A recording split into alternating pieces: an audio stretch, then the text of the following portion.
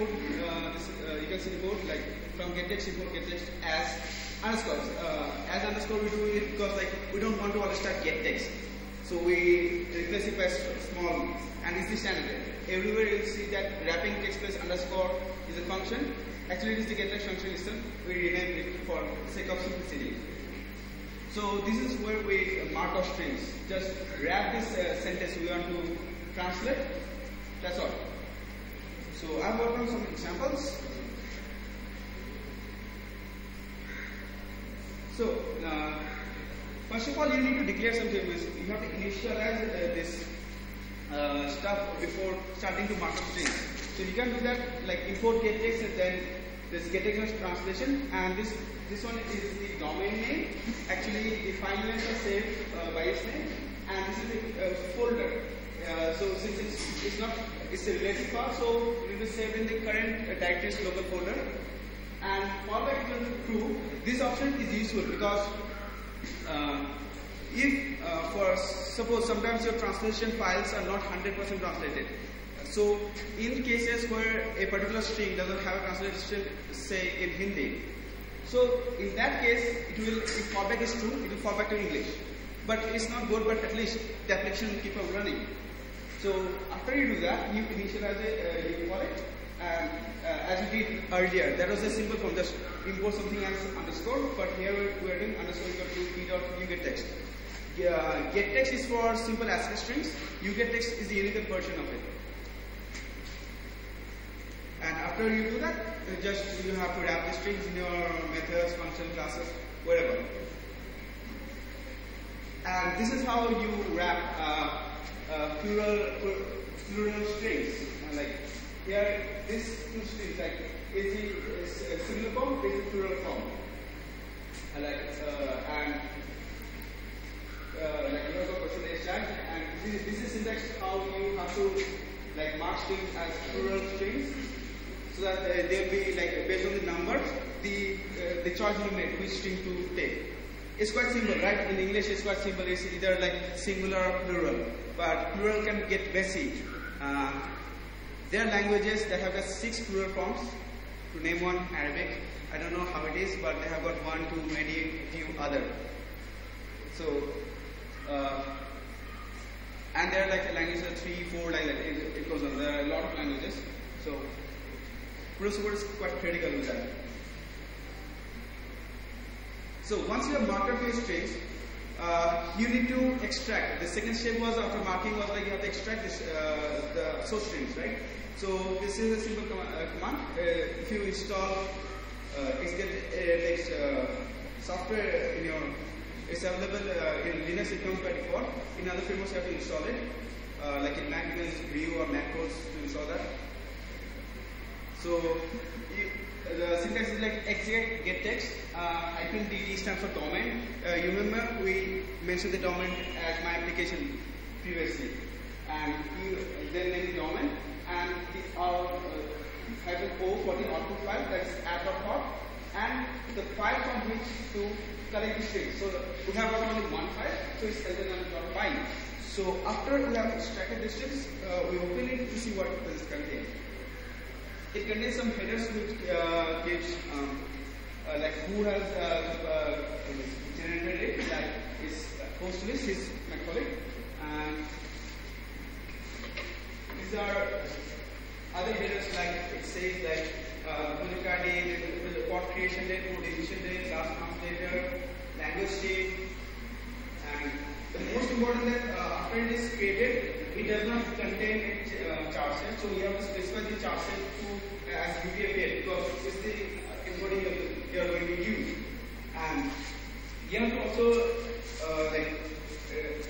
here like the is for the you have to know about the plural. How many plural forms does the language have? So it need not be mentioned here, but it will come later. And the plural expression. Basically, the expression is a formula by which getText identifies what is the plural form of the language. And the profile after the headers, it contains the strings. Like here it is the operands where the string offers is, in our case, is ln.5 in language 10. And the next is the format of the string is Python format, because our application is Python, right? And this is message identifier. This is basically the source string. And this is for the translation. Where the translation should be moved later. Similar for this one also. And since the other string, you remember, it was a plural string. So here you have got like message ID for the single form, because our language source language is English, so we have got only 2 forms. So, and the second form is the plural, the other one. So you have got percentage as children, and similarly translations will be put here. For English like languages, there will be only 2. For Arabic it will be MHDR low, cross to MHDR fine. So there will be 6 forms.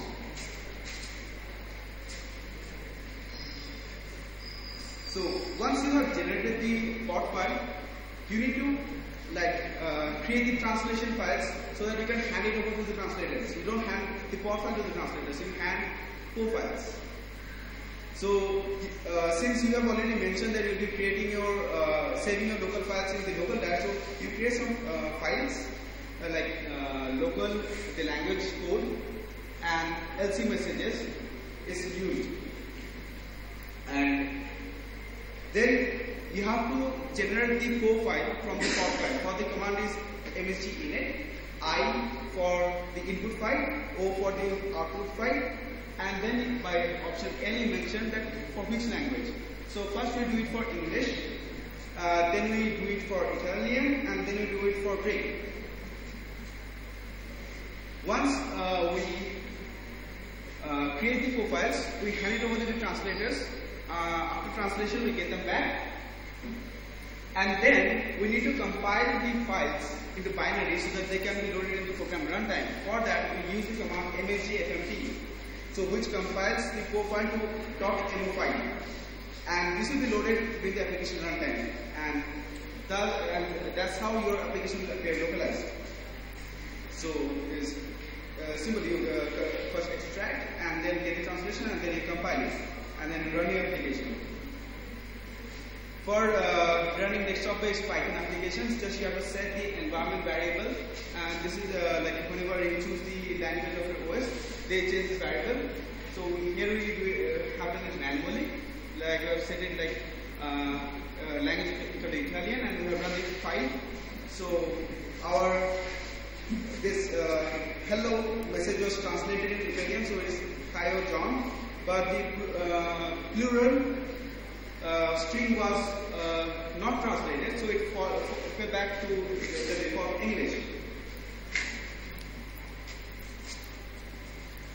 So since we cannot ignore web apps while we are talking about internationalization, because it is mainly used in the web market.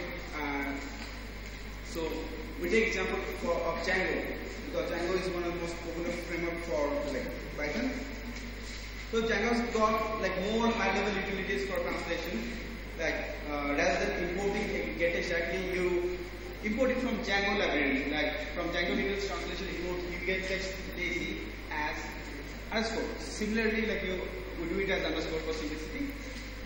You get text lazy means that it is really lazy. It doesn't whenever it translates the string whenever it is needed, and we need it while translating DB contents. We want them to be translated when they are fetched, so that we don't get stale content from our applications. And Django, we can similarly Django templates, we can just load the ID name template tag, and then we can just this is a block trans person. So we are basically it's same as marking, as you do in Python as underscore the string is the same. This is marking in Django templates. And Django has got, as I said, that it has got many high-level methods. So you need not compile each one individually.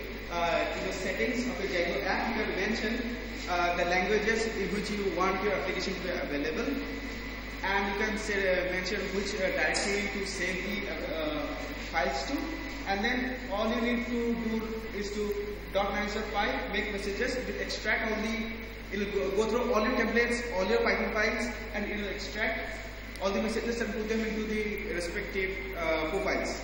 You need not again like convert from pod to po. And once you get the translation, it's all as simple as .manager.py compile messages, and it will compile it for all languages into directory according to your settings, obviously. Now that was like localization of strings in the source code. But suppose you have got a blog and it has got strings saved in the database, and you have to localize that. Django's by default Django does not support it doesn't allow. It allows, but it doesn't document like how to localize dynamic content. But there are various tools, Django apps that are available in the market that allow you to do so. But you have to choose, make a choice of the tools based on your requirements. Like there, I have mentioned a few. Like one is Django Multilingual, Django Transmitter, Django Vinaigrette, and Django Lingua. So what Django Multilingual does is that it creates, without you knowing, different language-specific tables. Like suppose you have got one default table for English, that's the source language. So if you translate your app into Italian and Greek or Hindi, so it will create separate clones of the tables for those languages. Many people don't like that because they don't want something happening behind their backs. And yes, if you like remove Django Multilingual at some point of time, you have to remove those tables manually and take care of the cleanup and all. So many people are against it. And there's another Django Transmitter. It doesn't create separate tables, but what it does is that it creates separate columns in your table. But still, it is making changes to your database. It creates one. Suppose you can mention the fields you want to translate, and then it will be creating. Suppose I want to translate foo field, so it will be creating foo en, foo el, foo it for each of the languages. And you can imagine like the size of the table growing with the number of languages in support. The most interesting we found lately is that these two, Django Lingua and Django Vinaigrette, they don't touch your database at all. They use Django's itinerant default infrastructure to and it uses gettext to internationalize your app. I created a small example for you.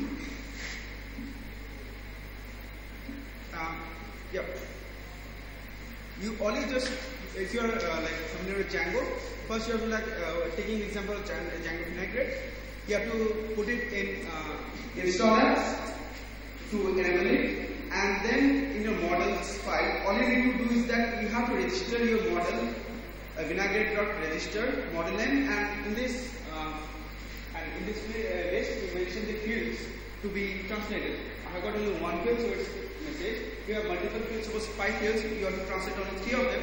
You just mention the names out here, and Django Vinaigrette will take care of that. So after you have done that, you have to run again /manager.py, make messages, and then you'll be seeing some new strings apart from your source code strings. It will fetch all these source strings from a database, and it will put it in the profiles. So let me show an example.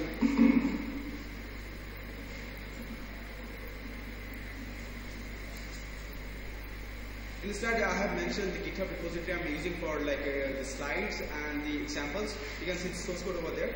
Just for now, I'm running and showing it to you.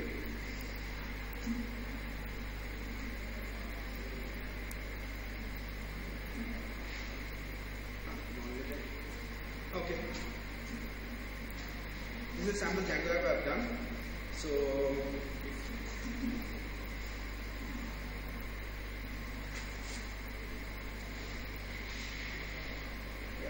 yeah, here I've just enabled the Vinaigrette add-on, and that's all I need to do.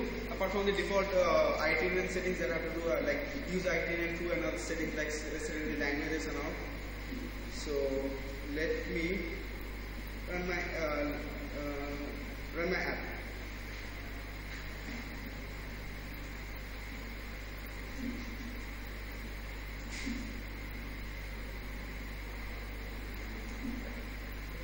So it's a simple app. You enter in post and it shows up.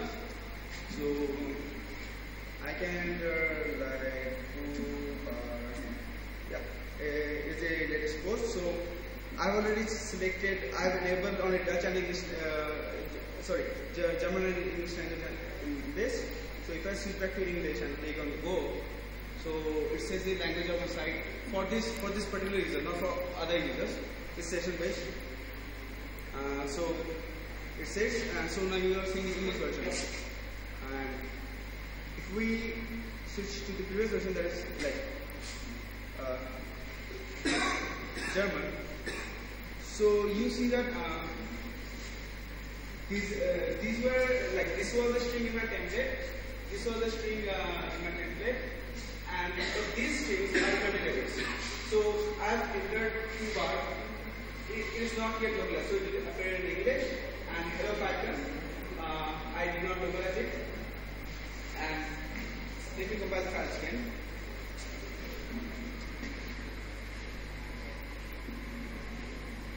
Let's have a look into the local directory. Let's see the local.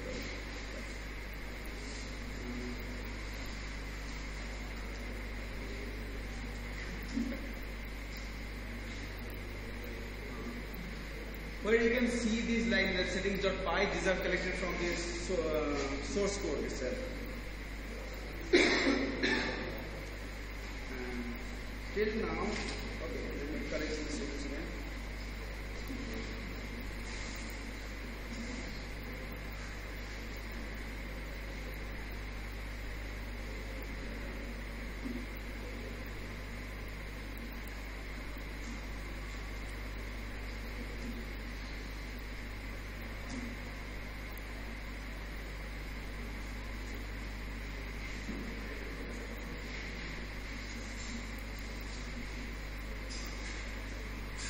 Yeah, you see some new messages, right?